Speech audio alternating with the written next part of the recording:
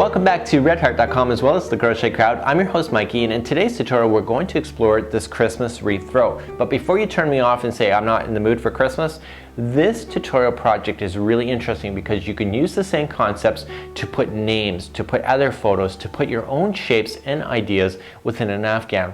Today's tutorial I'm going to show you how to be able to do this kind of concept, and this is something that I was really scared to do. I have to say this is the last tutorial of the Christmas series. I put it off to the last because I was really terrified of it, and it turns out it's the simplest of them all.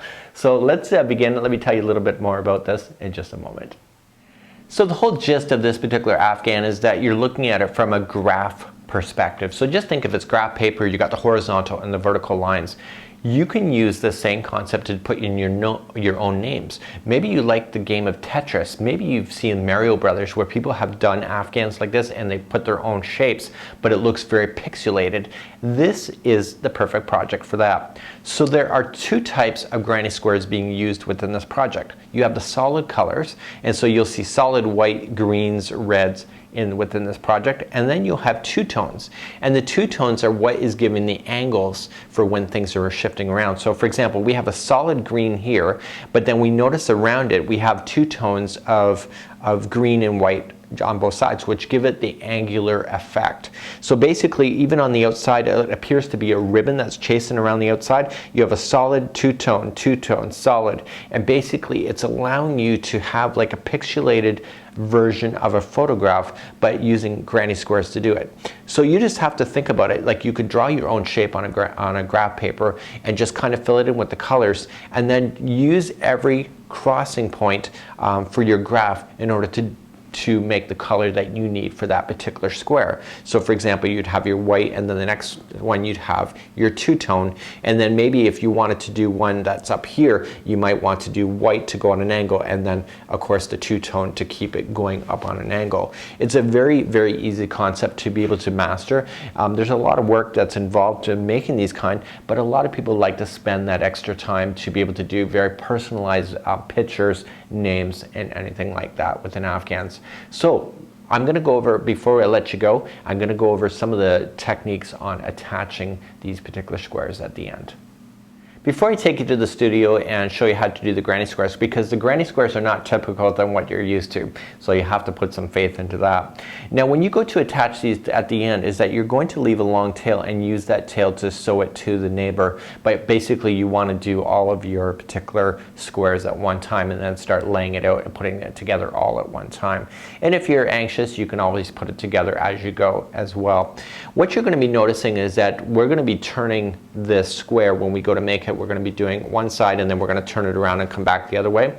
On the final edge, what you're going to do, and when you really look at this here, is that you will notice that you're going to be sewing so that the right side is facing up. So the very last side that you've just done, the very last round, is going to be the right side, and you're going to be looking at it. What you're going to do is that you're going to be using only one loop instead of two to be able to attach it to the neighbor. If you really look down on this, you can actually see what it appears to be little mini squares, and basically they're only using one loop to put everything together, and it makes it sit nice and flat. So I'll take some photos and I'll show you more about that later, and until then, let's take you down to the tutorial and I'll show you how to do the both solid and the two-tone granny squares. So here's a closer-up version of the same Afghan, and you can see this is a solid color granny square, and this one is a two-tone, and you can see that that is happening out throughout this particular idea in order to form the pattern. So it's just a very easy concept that you just have to think about your colors and how they go together in order to form the shapes, in order to really follow things along. So without further ado, I'm going to grab my 5.5 size millimeter crochet hook, some Super Saver yarn, and I am using the same size hook, believe it or not, and I'm using the same yarn, and you can tell that my tension is a little more loose. I'm a little more loosey-goosey, so my Afghan, if I did it from complete start to finish, would be much bigger because my tension is that much bigger. So without further ado, let's get started right now. So let's begin the solid color. I'm just going to use green for tutorial reasons. It's easier to see that on my white background. If I use white, then it'd be very difficult. So let's start off with the slip knot and insert our hook. Remember, there's always slower tutorials available on more basic instructions when it comes to crochet, available on the crochetcrowd.com as well as redheart.com. We're going to chain 4. Remember that the slip knot never counts as one. So 1, 2, 3, and 4, and we want to form a ring. So we're going to slip the hook into the beginning chain and pull the yarn through and through to form the ring. And so now let's begin the next part. When we go to look at this square, you'll notice that there's only actually 2 rounds. We're going to be doing the first round and then the second. That's how as big as these things get. So let's begin. We're going to do a chaining up of 3. So 1, 2, and 3, and let's come back into the center of the beginning and go for 2 double crochets into there, and this will be equivalent to one side of your square. Notice that I'm using the straggler as if it's a part of the circle so it can trap in a position. So this chaining of 3 plus 2 counts as 3 double crochets in the rules of crochet. Now we're going to chain 2, 1 and 2, and let's come back to the center again, and we're going to put 3 double crochets in this time. And again, see how I'm trapping that straggler in a position by just putting it on top of the ring so it's going underneath the stitches. So let's chain 2 and coming back into the center of the ring again. So like so, and we're doing 3 double crochets again if you haven't picked up on the pattern, and chaining a 2, 1 and 2, and then for the final side we're going to put 3 double crochets. But the way that we're going to finish this square in just a moment is that it's not typical from what we're used to, because we're going to finish it off differently but also turn it around after we're done. So technically in what we would have done is chain 2 and then fastened it to the top here, but what we're going to do in this one is that we're going to wrap. We're going to do a half double crochet. So we're going to wrap first and then insert into the top of the chain 3, pull through, and then pull through all 3. And what that did is that it equals the same amount of gapping spaces that you have on all 4 corners. So let's begin the next part of this tutorial. See you in just a moment. So this is where I've left you, and now we're simply just going to turn the square around so that we're looking at the wrong side. So you can see that this is the right side. Now we're going to turn it around. Now we're simply just going to chain up 3. 1, 2, and 3, and we're going to double crochet again into the space 2 more times. And so that chaining of 3 equals 3 double crochets by the time you're done. Now we need to come across, so we're just going to chain 1 and then come into the next corner, and we're going to do 3 double crochets into that next corner. Then once you get the 3 double crochets, chain 2, and that allows you to turn the corner and put 3 more double crochets into the same gapping space. Like that. Then chain 1 because we want to come across and then come to the next corner, and we want to do the same thing. So 3 double crochet, chain 2, 3 double crochet, all within the same gapping space, and that allows you to turn the corner.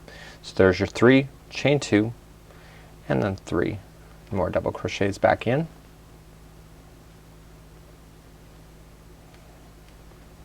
Like so. And then chain 1, come and do the next corner. So 3 double crochets, chain 2, 3 double crochet.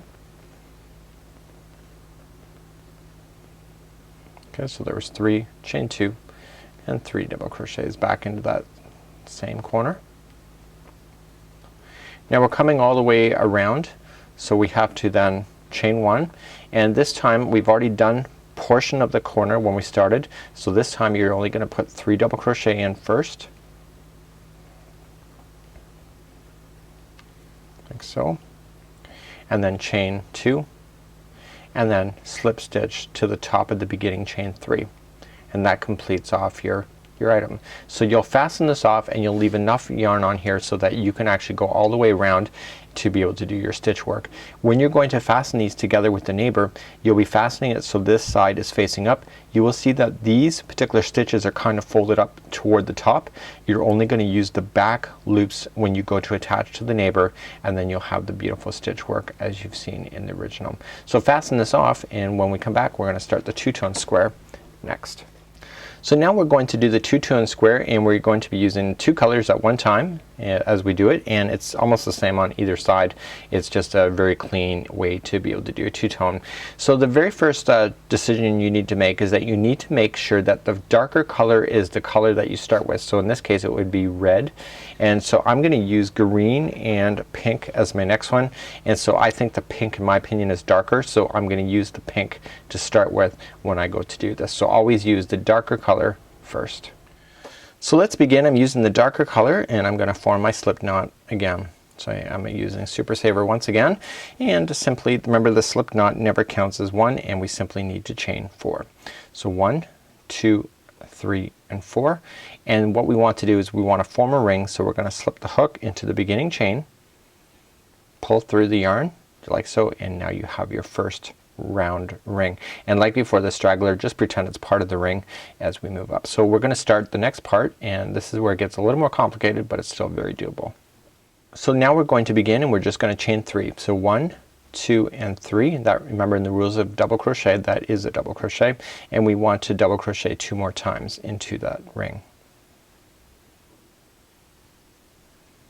Okay, so we need to turn the corner. So in order to do that, we chain 2 and then put 3 more double crochet in here. But listen, the last double crochet we're going to do slightly different. We have to begin the changing of colors once we do that one. Okay, so I have 2 in there and I have to do a third. Okay, but I don't want to finish the third. I want to leave it like so, and I want to grab the next yarn, and for security, peace of mind, I'm going to create a little mini slip knot. Doesn't say to do this, but I would do it if it were me. And I want to slip that onto the hook, and I want to finish that double crochet with the new yarn, and that makes that green yarn available.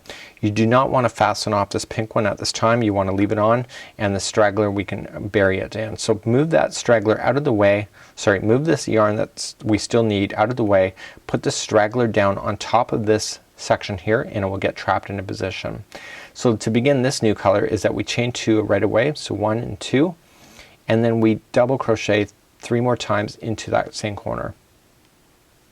So you can see that the color is going to be on one side, and the green is basically extending over with that chaining of 2 as you look at the corner. So let's chain 2. Okay, and what we want to do is come back down into the center of the ring again and put 3 more double crochets in. So I have 1 in there, and now I have 2. Okay, and so I now have 2 in here, and all I want to do is my third. And this time what we want to do, just like the regular ones, we are going to do a half double crochet over. So we're just going to wrap first and then go into the top of the beginning chain 3 and do a half double crochet from there, and that will extend it around. So now we're ready for the next portion of this tutorial. So we're currently using the second color, which is the green, because we started off with the darker color, and we're simply just going to turn our work. And now we're going to chain up 5. So 1, 2, 3, 4, and 5. Now you need to slip stitch to the third one up, so you got to count 1, 2, and 3. So when I count 5, I did it automatically, I just didn't say anything to you, but I would went 1, 2, 3, I'd pinch it, and then 4, 5, and then I knew where to put that slip stitch. So just slip stitch through to create this little nubbly thing, and what we want to do is that we want to come and work the remainder of this round. So we want to begin, and we want to put 2 double crochets into the same gapping space. Okay, so we're not doing the whole thing as we go, because the other side of this corner will be the actual pink. We want to chain 1 and then come to the other side over here, the first corner, and we want to put 3 double crochet, chain 2, 3 double crochet. So you know how to do this already, it's just a matter of doing it. And then 1 and 2. Okay, so we're getting 3 double crochets now in as we turn the corner. Okay, and then chain 1. So this next corner that we're about to run into is going to have a mid color change, so where the first 3 double crochets are going to be green, but the final double crochet that you're going to do, which is right now, is that we're going to finish it off with the other color. So we're going to bring this pink up. We're actually physically done with this green at this time. That is done, and we simply want to finish that stitch with this yarn here. So we're just going to move it up. Okay, and now we're going to chain 2. So 1 and 2, and then coming back down into the same corner is that we put in 2 more double crochets. What I'd recommend is, see this yarn here, the green, and the straggler, and this other piece here, trap that into position so it's underneath, so you can safely trim that afterward, and you're going to put 3 double crochets in altogether. Like that. Chain 1, Okay, and we want to get to this corner over here. Let this green one go because it'll be obvious that it'll be on top, so let it go because you can safely trim that. And then put in 3 double crochet. Okay, chain 2. You're turning a corner, and then 3 double crochet again. Just like so. Okay, and chain 1, and what you need to do then is on the final corner here we want to put in 3 double crochet with the same pink.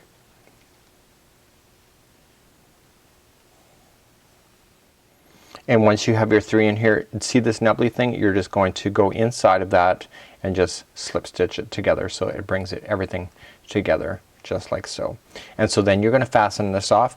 Now this pink, you just want to make sure you leave it extra long so that you can safely trim or use that as a darning needle thread to be able to put your squares together. You just have to fasten off, and just because you are going to be doing attaching them together, you can fasten them off. You don't have to be too specific about it, but make sure that you do use the back loops. So the back loops are here, and those are the loops that you're going to be using when attaching it to its neighbor so that it looks perfect each and every time. So you can safely go back now and just trim off all this extra yarn that's hanging out, and this is your starting yarns plus your changing of yarns in order to have your two-toned granny squares in order to make a pattern like this work. And I would want this to be much longer, but for tutorial reasons I'm just cutting it short like this. And so this will just require just a bit of adjusting, and it will adjust once it's in the afghan, and this can make it a really cool and fun idea. So this is Mikey on behalf of redheart.com as well as the Crochet Crowd. Until next time, we'll see you.